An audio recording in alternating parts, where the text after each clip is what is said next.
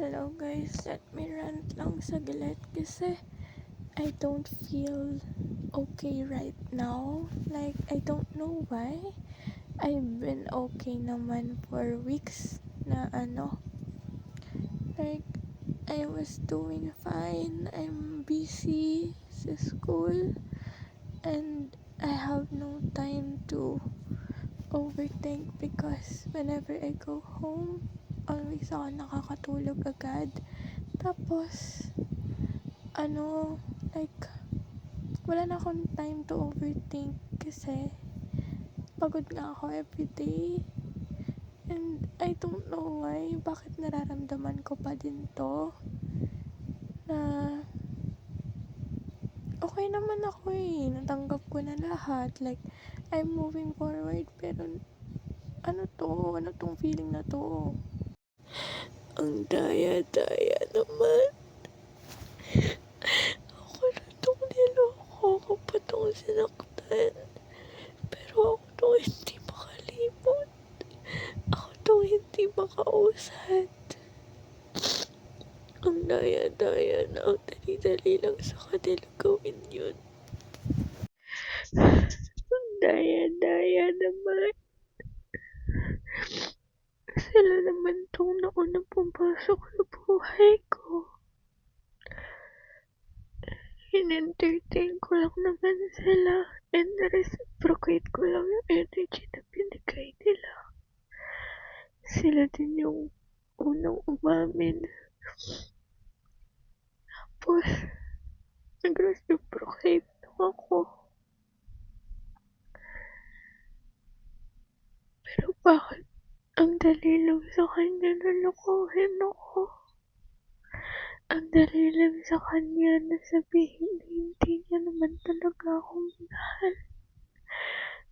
Ang dali lang sabihin sa kanya na itigil na lang namin.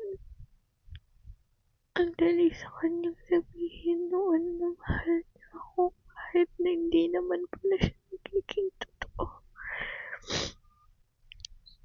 At ang dali niya rin akong binitawan. Ang dali sa kanya na hindi ako kausapin.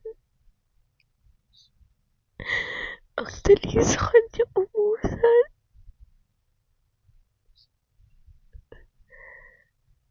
Ang daya. Kasi na hirap ako. Hanggang ngayon di ako makausad. Akala ko okay na ako kasi nagagawa ko na yung mga dapat kong gawin sa school, sa bahay. Pero distracted lang pala ako.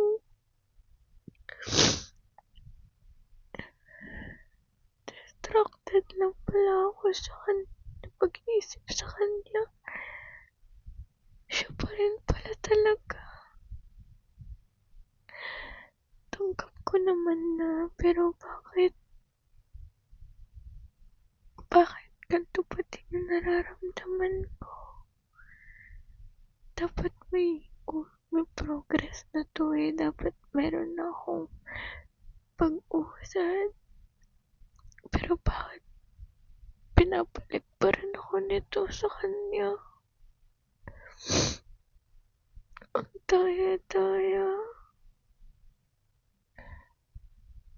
I'm trying my best na hindi siya maisip, pero sa kanya ang dali lang na hindi ako isipin.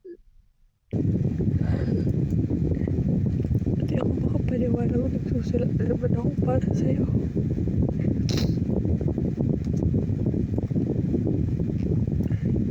Hello, it's been 2 weeks.